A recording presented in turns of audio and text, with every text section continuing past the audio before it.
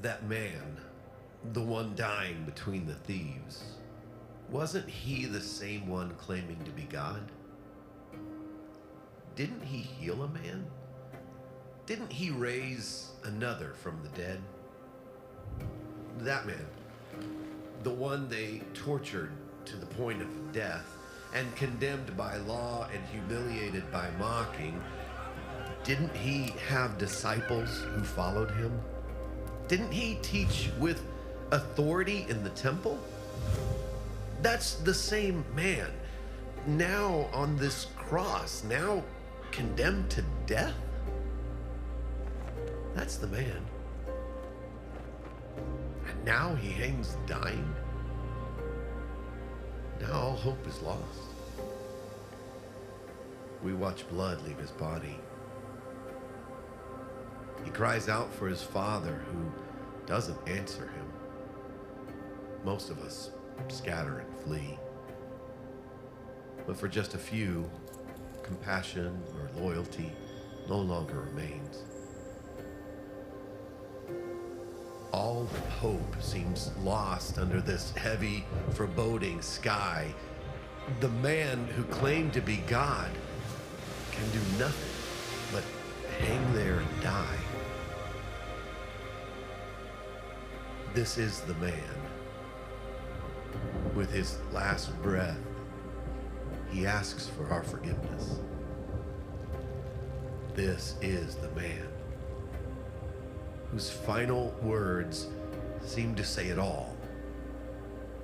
It is finished.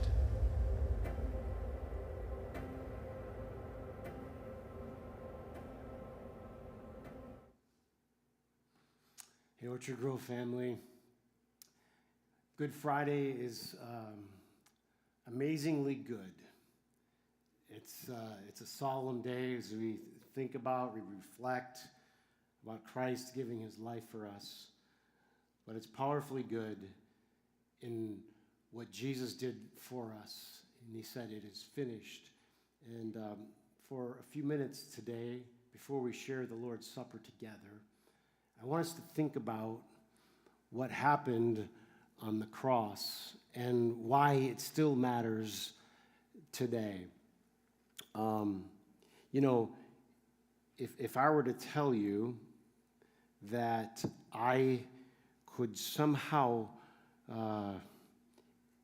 give you a pill, a serum that you could take, that if everybody would take this particular serum, it would fix all the problems in our world.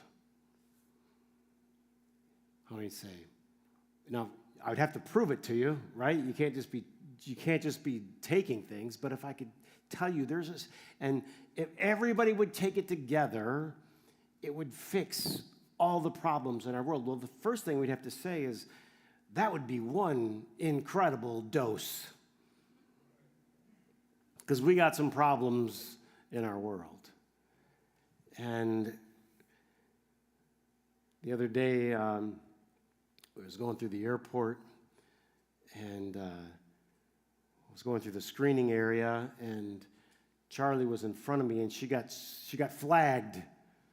They're going to shake down the 7-year-old as we go through airport screening, and they said, "Sorry, sir, she got randomly flagged, so you're going to have to do the screening." And she's like bewildered little 7-year-old. What did I do wrong? And she stands over there, and the other checking my hands and everything. And when it was all over, she wanted to know what just happened there.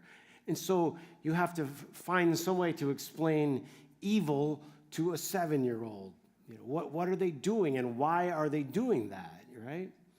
And the reality is, you try to shield them from the things that go on in the world, but the reality is there's bad stuff that goes on in our world. Evil, we call it. And if I could give you something and say, but what if we could just get everybody to take this particular serum, and it would drain them of the evil? Now, we don't have a lot of time to talk about the fact that evil is not just something that is in other people, but somehow we are all participants to some degree. I think that's just the only honest and fair way to look at it. I mean, you can be dishonest with yourself and just find bad and evil in everyone else. And, you know, it's not that hard to find a flaw in somebody else. But I think if we were to try to be honest, we'd have to say, to some degree, we all participate in the problem. I want to read, I guess you would say, the most famous verse in the Bible. This is the one you see in the NFL football games. You see it so much that I actually avoid speaking about it because I'm kind of averse to cliches. And I feel like something gets said so many times that people don't even pay attention to them. But nonetheless, I'm going to make it the verse for the night. I'm going to talk to you from John 3:16. Let's put it on the screen. Let's read it together, and then I'll try to explain it. Ready? For God so loved the world that he gave his one and only Son, that whoever believes in him shall not perish, but have eternal life. This, I think, rightly understood, is the key. It's all based in God's love. God so loved the world. All of this is rooted in love. What Jesus did was he made love the center of this new movement. He said, the important thing that you understand is that God loves you, and you are supposed to reflect that love to the world. Now, God's love is different than our love, the human love. It's in the Bible. It's a certain kind of love. It's a selfless, sacrificial love, a love that doesn't need to be earned or to have anything in return. Most of the time, when we use the word love, think about the way we use the word love. We say, man, I love that pizza. Who here loves pizza? I just love these kind of cars. I just love, and we use the word love all of the time. And so it can get a little watered down, because the reason that we love pizza is it has a great return to the taste buds. The reason that we love certain people is they make us feel good. But what God describes as love is this: I will choose to give to you regardless of how you treat me, regardless of what you give back to me. It is selfless and completely sacrificial. Some of us, as we get older, we can see how there were people in our lives that started to mirror that a bit. Maybe a parent that just constantly and selflessly gave. They didn't love you because they got something, but they just gave it out. So, pause. Speaking of giving out, my voice is going to give out pretty soon. Would you mind bringing me some water? Thank you so much. Kind of you. Thanks. So, God gives us this unconditional, unearned, sacrificial, selfless kind of love. Now, probably as many times as you've heard this verse, John 3:16, you probably have not really heard it in context. So what I'm going to do is give you the whole context of John 3:16. And in this verse, Jesus is putting in the context of a story. So let me read it for you.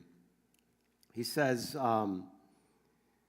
he's talking to Nicodemus about being born from above. He's like, you're born of flesh, that's one thing, but you need to be born from above. Flesh gives birth to flesh. Yeah, you have flesh. You were born physically, but you need to be born spiritually.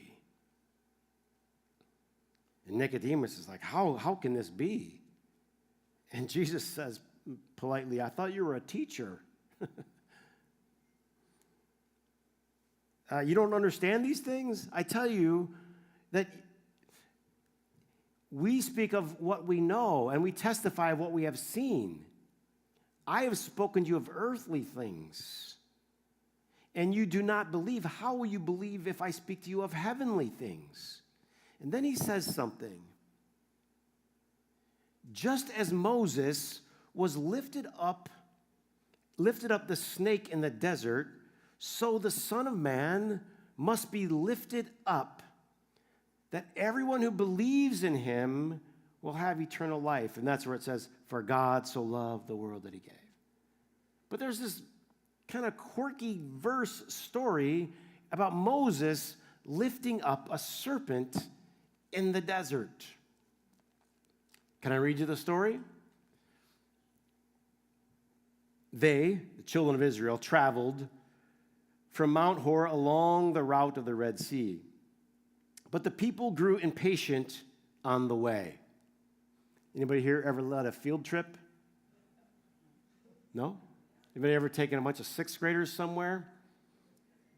Isn't that fun? Huh? They're all so grateful. Everyone's so helpful.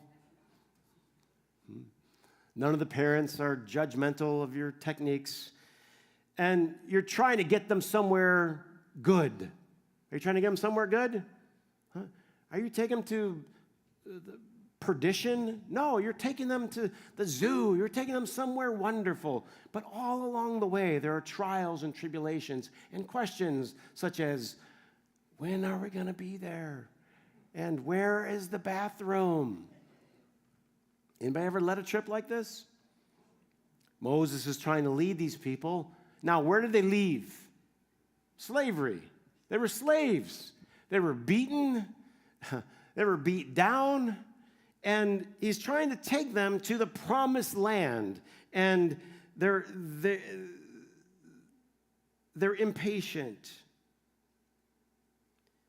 And he says, they say to Moses, why did you bring us out of Egypt in the desert just to die?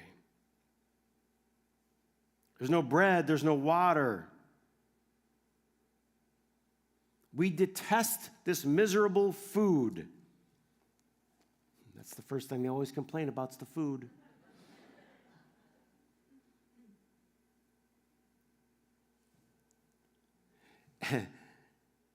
Then the Lord sent venomous snakes, and they bit the people, and many of them died.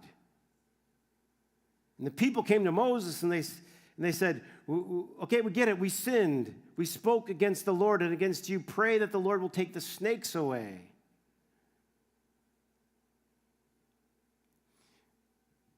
What is it? What is it about us humans that poisons us? I mean, if you ask yourself, try to strip it back and say, people do. What's wrong with people?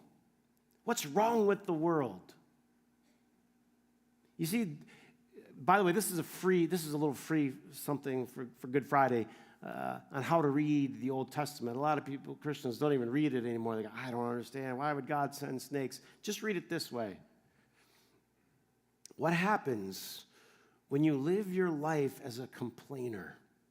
You become poisoned. Do you know any complainers? Not that you ever complain, but do you know any? And what kind of people are they? No, seriously, now let's say, first of all, we're all human. We can all identify with this story. As the leader, we can identify with Moses. If you ever try to take a bunch of kids somewhere and the complaining and the whining, it just goes on and on. But we also, if we're honest, we can say, I've done my share of complaining. I mean, you're out in the desert and you're eating manna. It's every single day. The other day I was making lunch for Charlie, and she goes, could you stop making the same thing every day? So every day, make her peanut butter and jelly. Because it's easy. You know why I make it? Because it's cheap and it's easy. There's 2 reasons why I make it every single day. And I don't have to think about what else to make. I make the same thing. And I put a little thing of nuts in there, and I put some blueberries in there. And that's it. Have a nice day.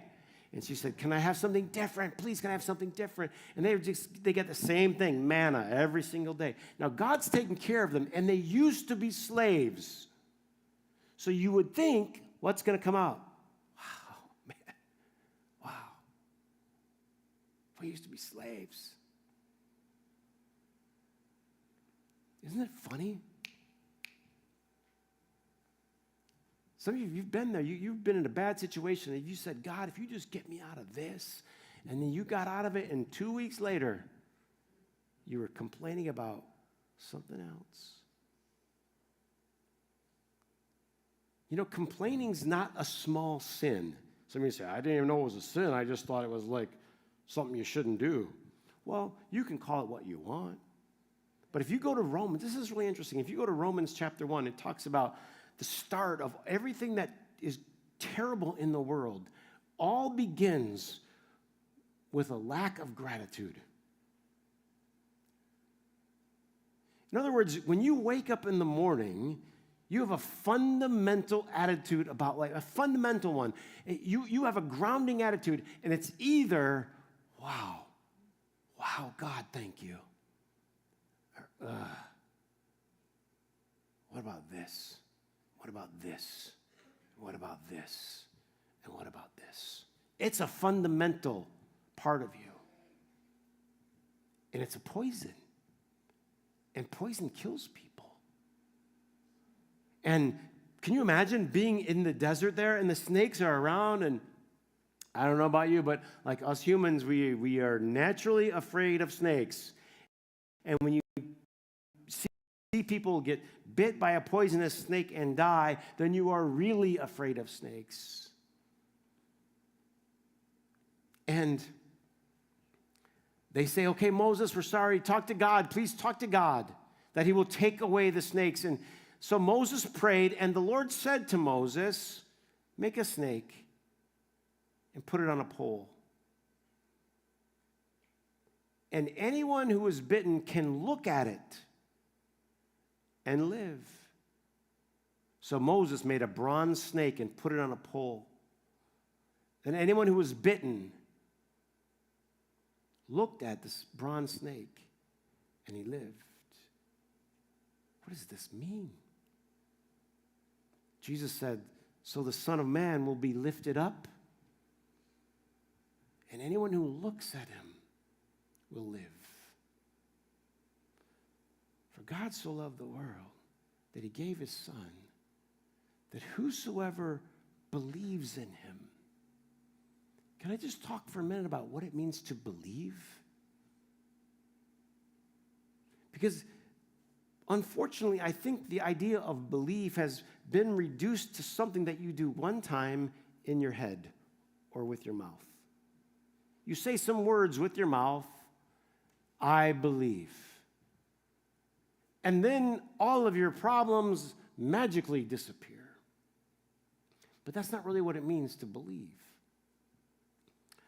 In fact, in James it says this, you believe in God, even demons believe and they shudder. This is nothing special. It's not about, James was saying, it's not about what you say, it's about what you do. To really believe means this, it means to trust completely, to follow. So if I say to you, hey, we're going to go to a great place, why don't you follow me?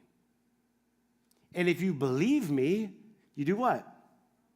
You get in there and you follow. If you don't believe me, you don't what? You don't follow. It's as simple as that. But the true test of believing is in the following. So if you believe, you follow. Jesus dies on the cross, and people are looking at him. They're looking. And if you look hard, it does something to you. I'm so glad you're here tonight. I'm so glad that I am here tonight. I hope for the rest of my days on planet Earth, on Good Friday, I pause at the cross. I mean, there's a lot of things to do, a lot of things you could do. But I need to drink the serum. You know, I was a weird kid in some ways. I was normal in some ways I was a little strange. But once I got the serum, it's like I couldn't miss it. When you see this, there's nothing like it. It changes you. Now, some people see crosses all the time, but they don't see. They don't look. Look. The answer is here. Do you want to know what the answer for the problems in our world is? Ready? It's here. We have to sit and look and look and look until it changes us. Jesus said, the Son of Man's going to be lifted up. The other day I went to Charlie's school and she gave a little report card. And first thing, she sat down, and I didn't know. I'd never been to one before. And the teacher said, Charlie leads the conference, like the teacher's conference. Like, well, that's nice. You get the day off. But they teach the kids to explain to mom and dad what they're learning in school. So she sits down, she pulls out this folder, very professional, and the first page she opens to, it's like her life's goal, her life mission or something like that. And she says, pretty close to quoting, my life mission is I want to be a pastor. I want to learn to preach and tell people about God's love, right? So now I have a weird kid.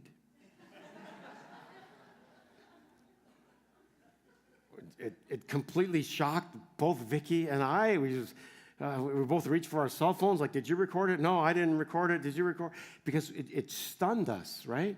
I didn't expect it at her school. And it was the opening line. Like, this is what she wants to do with her life.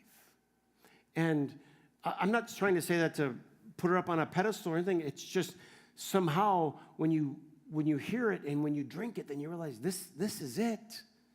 This is the answer. This is what people need. They need to know about God's love. Why? Because they've been poisoned. Been poisoned. You know, sin, it's just a word, but it's a word that just describes what happens when we live our life so selfishly that the poison starts to take over and it kills us. That's why it says the wages, the results of sin is death. So what's happened is like a generation has grown up and what they thought is, well, if you do something wrong, like if you drive past the speed limit, you're going to get a ticket. Like God's going to be upset with you. He's going to give you a ticket. Is this a sin or not a sin? Am I getting a ticket or not a ticket? And they've completely misunderstood. What it means is if you drive that fast, you're going to miss the curve and you're going to go over the edge. It's not going to work out for you. The real life consequences. When you live your life completely for yourself, it destroys you. When are we going to be there, Moses? Seems like, let's be honest, the first time you read the story, you're like, that's a little harsh, you know? Can you imagine that? The kids are in the back of the station wagon. When are we going to be there, Dad? Here, have a poisonous snake. You've wanted to. But here's the thing. This is the thing that you have to think about. I brought you out. I brought you out of slavery. And the human nature is this. It's to constantly complain. And what constant complaining does is it destroys you. Think about this. You go on a trip with some people. Kids, adults, it doesn't matter. Before long, someone starts complaining. Complain about this, complain about that, complain about the food, complain about this. What happens to the trip? What happens to the mood? All of a sudden, it's like death has entered the camp. Is it true? I mean, I've been on a lot of trips with a lot of different people, led men from the church. We take people, and all the time, all they're doing is, this is the best. This is amazing. This is fantastic. What kind of trip is that? Yes. You ever gone on a trip with some people? 5 minutes in, this is no good. This isn't any good. Who are they thinking about? Me. I want more of this. I want a better room. I want this. I want that. I want this. And the poison just starts to go throughout the whole camp. Do you know what's wrong in our world? Fundamentally,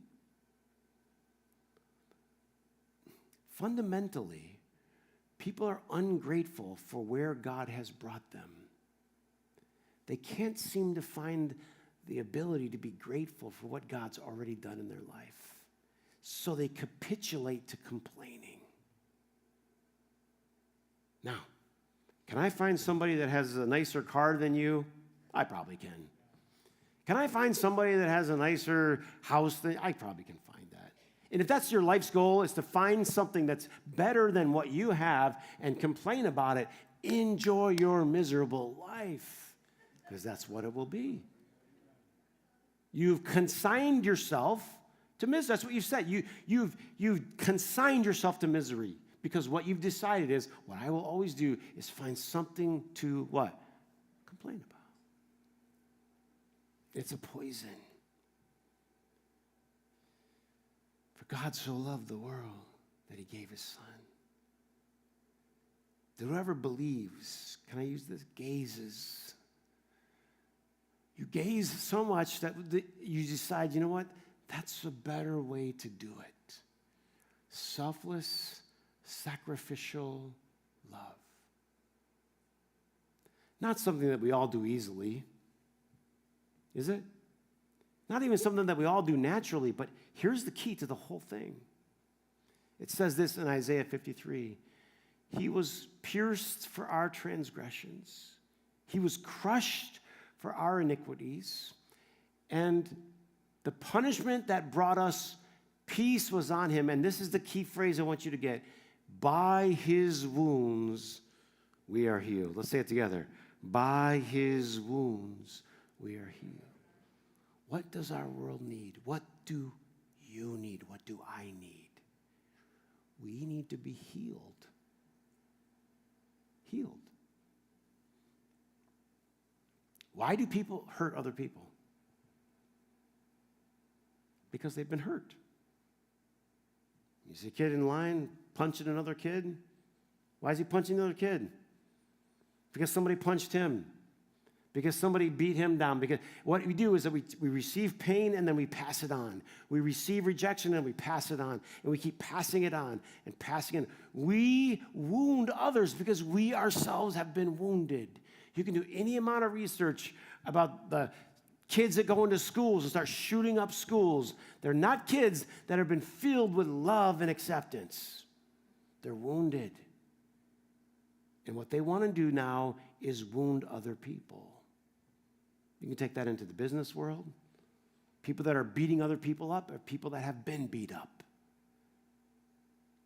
Why do people behave in a certain way? Because they've received the poison from someone else, and now they're going to pass it on. And what this event did, he said, I'll take all the poison. Just pour it on me. You pour it all on me. And the people that witnessed it, it changed them. When they saw it, they said, oh, wow. We don't have to pass it on. By his wounds, think about it. By his wounds, we are healed. How do you become a less selfish person? How do you become less likely to pass on the pain? How do you become less likely to spread the poison? when you've seen the healer. When you watched how he did it. It says, when he was insulted, he didn't retaliate. People started to witness this. Do you remember the Roman soldier? He just couldn't take it anymore. He saw such love being poured out, receiving the wrath, receiving the hatred, receiving all of this. And he said, surely this was the Son of God. It shook him.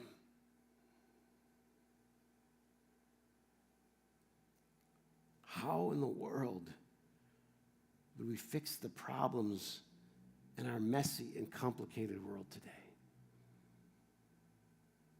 Look and live. The answer has been there all along. Whoever believes will not perish. We're going to share the Lord's Supper together. Now listen, this is what's important. We're going to receive. Paul said, what I received from the Lord, I passed on to you. This is the pattern, and this is what's important. You can't pass on what you have not received. If you haven't looked, you can't pass it on. If you haven't been healed, you can't heal others.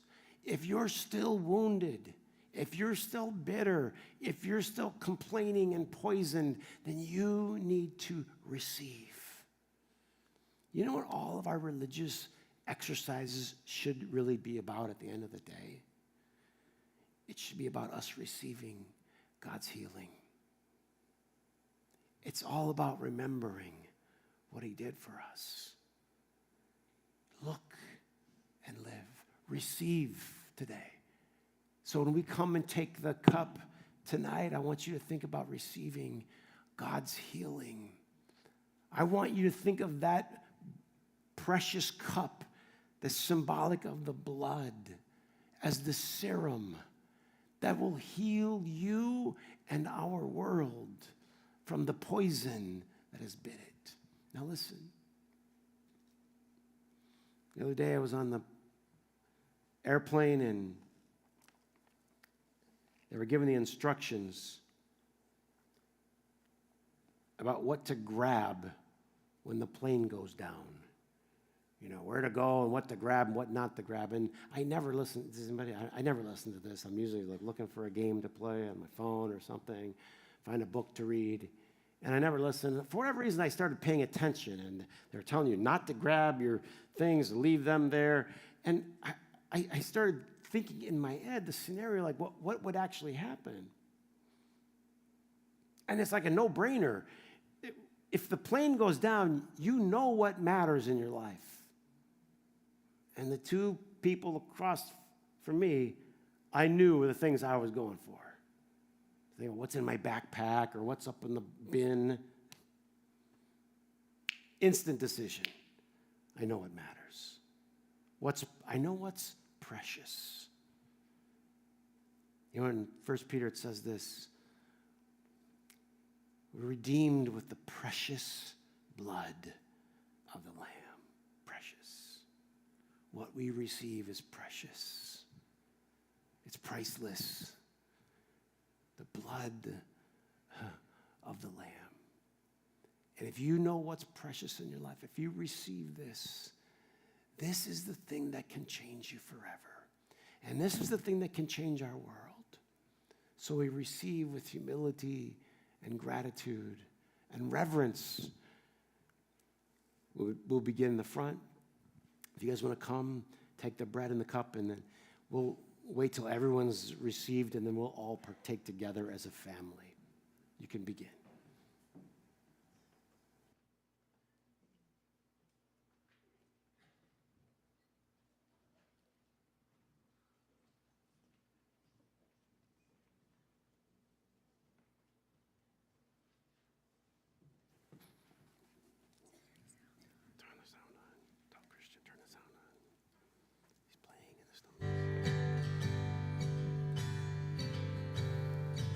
I've heard 1,000 stories of what you're like. I heard the tender whisper of a love in the dead of night, and you tell me that you're pleased and that I'm never alone. You're a good, good Father. It's who you are. It's who you are. It's who you are. And I'm loved by you. It's who I am. It's who I am. It's who I am. And I've seen many searching for answers far and wide. I know we're all searching for answers. Only you provide, 'cause you know just what we need before we say a word. You're a good, good Father. It's who you are. It's who you are. It's who you are. And I'm loved by you. It's who I am. It's who I am. It's who I am. You are perfect in all of your ways. You are perfect in all of your ways. You are perfect in all of your ways to us. You are perfect in all of your ways. You are perfect in all of your ways. You are perfect in all of your ways to us. Love so undeniable, I can hardly speak. Peace so unexplainable, I can hardly think as you call me. Deeper still as you call me. Deeper still as you call me. Deeper still into love.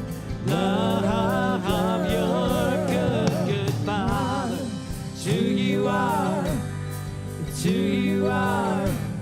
It's who you are. And I'm loved by you. It's who I am.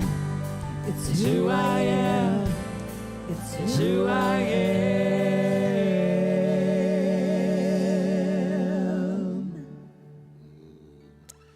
Think about this. Everybody's drinking from some kind of cup. Everybody's drinking from something. And you just got to decide what you're going to drink from.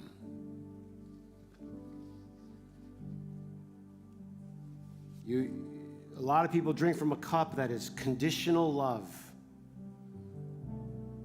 And so their whole life is frantic, trying to get approval. It's aggression. It's anxiety. All the stuff that comes with this, they're drinking the wrong cup. And that poisonous cup is dispensed everywhere. You just got to drink a new cup. The precious blood of Christ, of selfless love. It's not a small thing. You drink of that cup. God's outpouring love will heal you, just as they were healed in the desert. And if you get healed, you'll start to heal other people. That's what we need. They call it the fountain. Come to the fountain. So we're here to look. at the right place, my friend. Open your heart and look. See Jesus on the cross. See him. See him dying for you. See his lungs expanding, trying to get another breath. See him dying for you. Hear him offering forgiveness. Hear him thirsting. I thirst.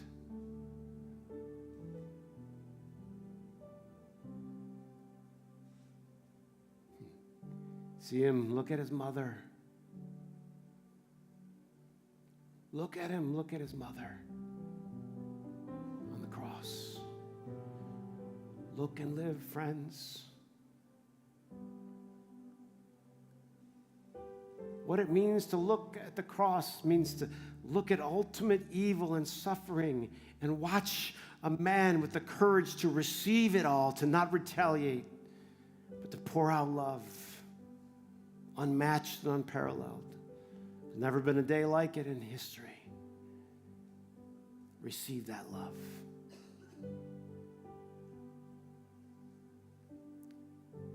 On the night Christ was betrayed, he took bread with the disciples, he broke it. And he said, "This is my body, which is broken for you. Let's receive together."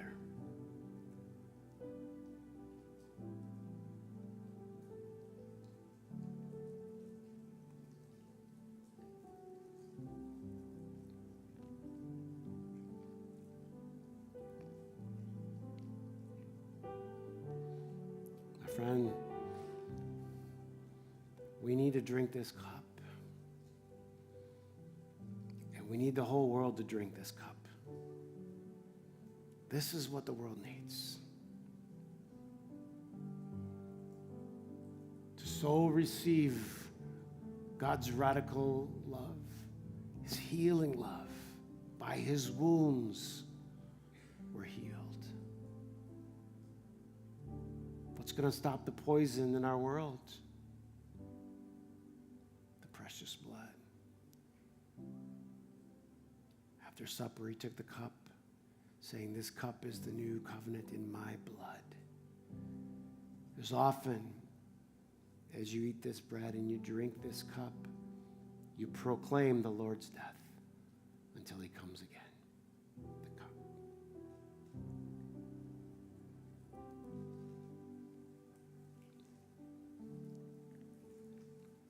Will you stand with me?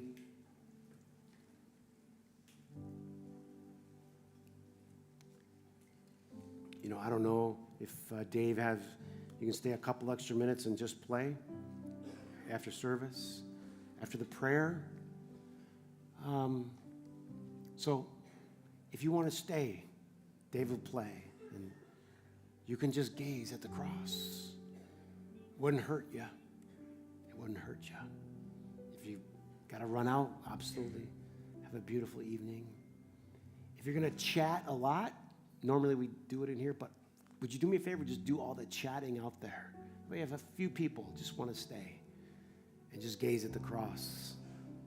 I think that'd be a beautiful thing.